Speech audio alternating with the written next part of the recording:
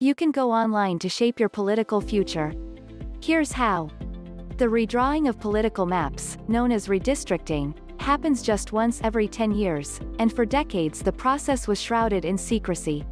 So it's no surprise that many Californians don't know much about why redistricting happens, let alone how the process works or why they should care. Here are answers to some common questions about redistricting in California. Every 10 years, after the federal government publishes updated census information, California is required to redraw the political boundaries of seats that represent voters in the U.S. House of Representatives, the California State Senate and Assembly, and the tax and fee districts that make up the State Board of Equalization.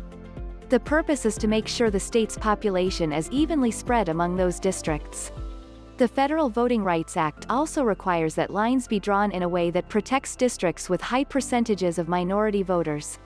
The law says new lines must keep enough minority voters in the district that they stand a chance of electing a representative from their community, but, conversely, that no single district should be packed with minority voters to diminish their representation. In California, counties also use one-in-a-decade census data to redraw boundaries for supervisor districts, while cities, school districts and other local agencies that elect representatives by geographical districts use the information to adjust maps for those regions. Who is and who isn't included in any political district either elevate or drown out particular voices in a community.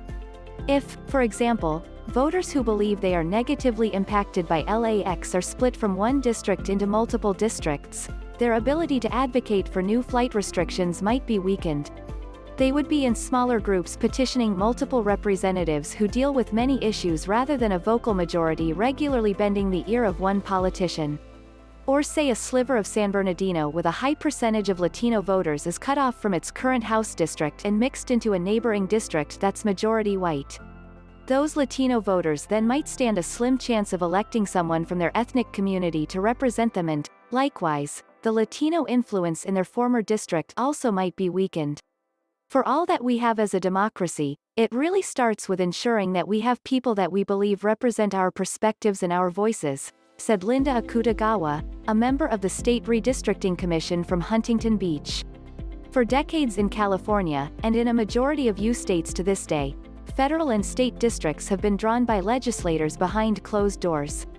Along with a lack of transparency, the practice historically led to gerrymandering, meaning districts were drawn to favor incumbents and political parties already in power.